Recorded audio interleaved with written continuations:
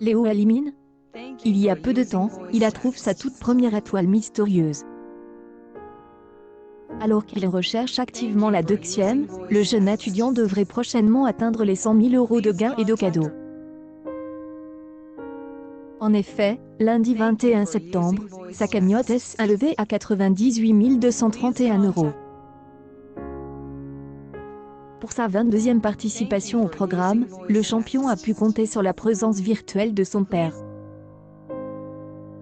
Ce dernier a une nouvelle fois exprimé sa fierté quant au parcours de son fils, mais Léo élimine. Cela ne passe pas trop chez son père. Le 31 août dernier, les téléspectateurs ont fait la connaissance de Léo dans les 12 coups de midi. Depuis son arrivée sur TF1, le jeune étudiant de 20 ans enchaîne les victoires, lui qui a déjà trouvé une étoile mystérieuse. Alors qu'il comptabilise pas mal de participations au jeu, de nouvelles rumeurs sur Léo élimine circulent sur son élimination. Non-Stop People vous en dit plus. Au fil de son parcours, les téléspectateurs ont pu en savoir plus sur la vie personnelle de Léo. Ainsi, le jeune homme a confié faire partie d'une bande de potes surnommée les Astuces. Il est aussi passionné par l'éloquence. Semaine spéciale, du 12 au 18 octobre, Jean-Luc Reichmann vous propose une semaine spéciale des 12 coups TF1 au profit de LA officiel. Culture générale, bonne humeur mais aussi solidarité seront au rendez-vous. Une publication partagée par les 12 coups de midi, 12 coups TF1, le 22/7.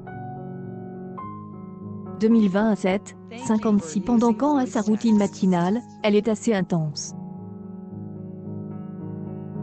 Je fais du gainage, des pompes, dès le réveil, juste avant ou juste après le petit déjeuner.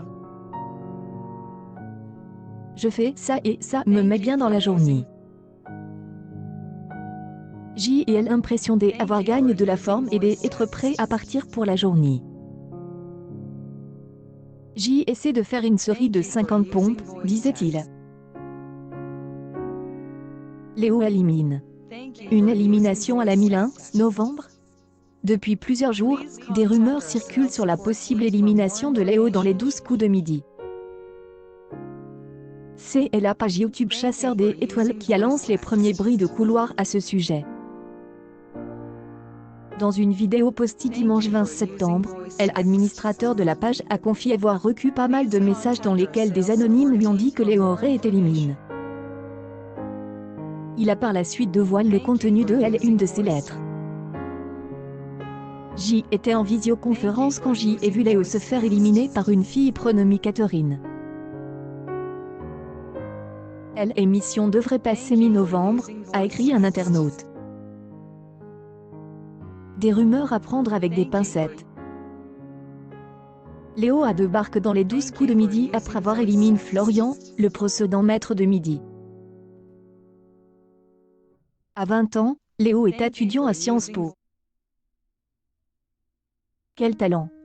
Benjamin Chantalin Souchon pour notre plus grand bonheur?